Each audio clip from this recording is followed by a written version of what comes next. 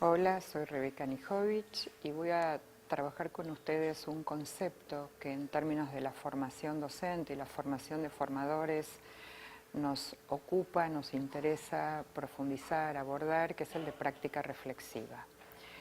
El concepto de reflexionar sobre la práctica no es nuevo, ya John Dewey hace muchísimos años habló de la capacidad que tiene el sujeto de reflexionar y él asociaba en ese momento, estamos hablando a principios de 1900, él asociaba la capacidad de reflexionar a un disparador que él definía como un problema, como alguna situación que hay que resolver que disparaba la posibilidad de pensar. Nosotros tomamos de John Dewey como iniciador, de autores como Perrenou en su maravilloso texto de desarrollar la práctica reflexiva, y muchos otros autores que trabajan sobre esta idea, que es la posibilidad de generar una capacidad de los docentes de reflexionar sobre su propia práctica. Y ese proceso de reflexión empieza justamente desde la práctica. No es un proceso teórico que primero voy a abordar, por ejemplo, una teoría y después voy a ver qué pasa con esa teoría en la práctica.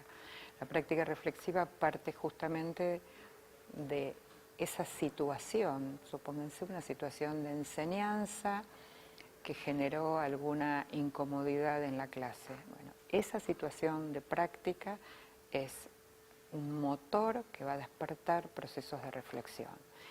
Uno diría, esto no es nuevo, hace mucho que se reflexiona, y es verdad. ¿En qué estaría lo novedoso? En que queremos que esa práctica reflexiva se torne sistemática, que sea una habilidad, una capacidad que un docente aprenda en su proceso de formación y que se la pueda llevar consigo puesta y la pueda utilizar cuando ejerza la docencia. Y esa capacidad de pensar sistemáticamente, no solamente cuando algo no me salió bien en la clase, que sería lo más común, ¿no? Un docente tuvo una clase que no le fue buena o que piensa que no le salió bien, entonces se pone a pensar sobre la clase. La idea es que esta práctica sistemática de la reflexión sea un modo habitual que yo aborde en mis clases o al finalizar mis clases, no porque necesariamente haya salido mal, ¿no? Esta asociación a que pienso si algo no funciona. Y uno debería decir, pienso cuando las cosas funcionan y cuando no funcionan, porque de las cosas que funcionan bien puedo aprender un montón. Bueno, ¿por qué una clase me salió bien? ¿Por qué mis estudiantes hoy participaron tanto en la clase? ¿Por qué algo que pensé que iba a serles difícil les resultó fácil? Y esos no son problemas. Por supuesto que hay otros que sí lo son. Entonces, pensar en la idea de la práctica reflexiva como una práctica sistemática, disparada no solo por problemas, sino disparada o motorizada por la vida cotidiana que uno tiene como docente. Por supuesto que hay condiciones que nosotros necesitamos para que esta práctica reflexiva suceda. O sea, no es una práctica espontánea, hay que provocarla, hay que enseñarla, pero además necesito condiciones de tiempo y de espacio para que suceda. Y esto es tal vez lo más difícil de encontrar, pero también depende mucho de cómo uno gestione, en este caso, cómo uno gestiona la escuela, cómo uno gestiona una institución, cómo uno organiza en el horario de trabajo de los docentes un espacio para que esta práctica reflexiva sea sistemática.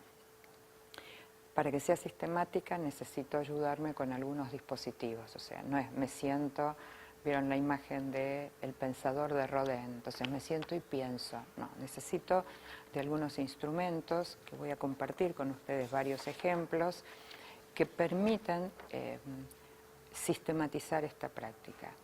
Lo primero, antes de pensar en los instrumentos, quiero apelar al concepto de comunidades de práctica, un concepto desarrollado por Etienne Wenger, que permite pensar en cómo podemos constituir, ¿no? Él define muy bien la comunidad de práctica y dice grupos de personas que comparten una preocupación, un conjunto de problemas o un interés común acerca de un tema y que profundizan su conocimiento y pericia en esta área a través de una interacción continua. Entonces, nosotros deberíamos poder pensar cómo nuestros institutos de formación docente se constituyen en comunidades de práctica para que esta práctica reflexiva sea efectivamente sistemática. Y entonces, algunos dispositivos a modo de ejemplo. Miren, uno es un ateneo de buenas prácticas de enseñanza. Así como los médicos hacen ateneos clínicos de casos, ¿no? Tomemos esa idea, esa experiencia que tienen en el campo de la medicina y hagamos ateneos, pero no solo de casos difíciles, hagamos ateneos de buenas prácticas de enseñanza. Juntémonos para que un docente cuente cómo enseñó algo y le salió bien, cómo él puede decir que esta es una clase, una buena clase, que otros podrían mirarla y reproducirla y hacerla con sus propios estudiantes. Entonces, un dispositivo interesante es el Ateneo. Obviamente la frecuencia la define en la institución, pero lo importante es que sea sistemático, que rotativamente los docentes puedan presentar distintas prácticas. Otro ejemplo de encuentros dentro del concepto de comunidades de práctica es juntarse para intercambiar experiencias. No estamos hablando acá de mejores prácticas, acá estamos hablando de intercambio de experiencia. Entonces, podemos juntar a todos los docentes de un departamento de biología y pedirle que cada uno cuente una experiencia de enseñanza de biología, y los criterios pueden ser que le haya salido bien, que le haya salido mal, que la tenga que revisar, que la quiera volver a repetir pero cambiando o los contenidos o los recursos o las estrategias de enseñanza. El tercero son los protocolos, y voy a dar otro ejemplo de protocolo interesante, por ejemplo, que muy breve. Un protocolo es una red de conversación organizada en pasos, con la idea de que en poquito tiempo pueda producirse algo interesante al interior de un equipo de trabajo. Entonces, un protocolo muy cortito que usamos mucho hoy se llama SER.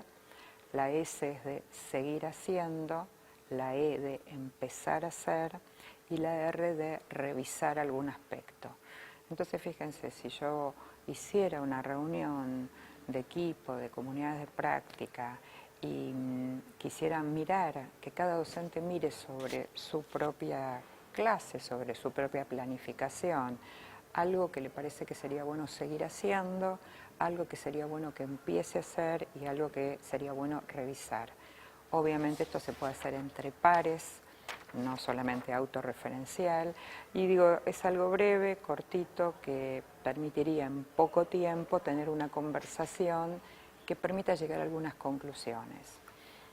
Quienes diseñaron la idea de protocolos, la diseñaron porque dicen que los docentes necesitamos muchas horas de reunión, necesitamos mucho tiempo de conversación y muchas veces no lo tenemos. Entonces el protocolo permitiría esta conversación de alguna manera acotada por una secuencia de frases o de ideas que me permitirían a mí en una institución lograr esta conversación. La última idea que quiero compartir, que nos parece que contribuye a la práctica reflexiva, es todo lo que tiene que ver con observación entre pares. Las instituciones de formación docente deberían poder instalar esta práctica para que esta práctica después vaya a las escuelas, que es observación entre pares. Si yo voy a hacer una práctica en una institución, en una escuela media, ir con un par que observe mi práctica y yo después voy a hacer lo mismo con él.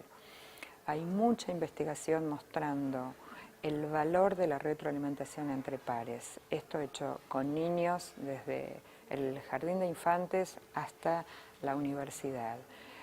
Lo que me dice un par tiene un impacto en términos de comprensión para mí muchas veces más fuerte, más profunda que si me lo dice un superior, un adulto, un docente. Es una práctica poco promovida.